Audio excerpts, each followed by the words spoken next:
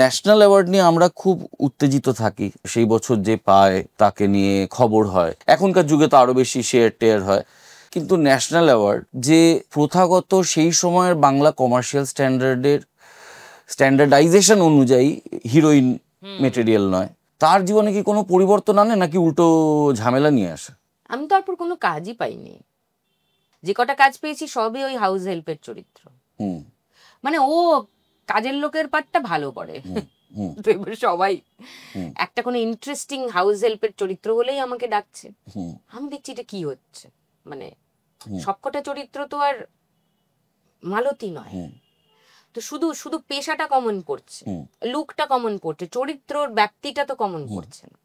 সেই সময় অনেক পরিচালককে চটিয়েও দিয়েছি আমি, না বলে, মানে অনেকে বেশ রেগে টেগে গিয়েছিলেন আমার উপর, কিন্তু আমার ভালো লাগেনি করতে তখন।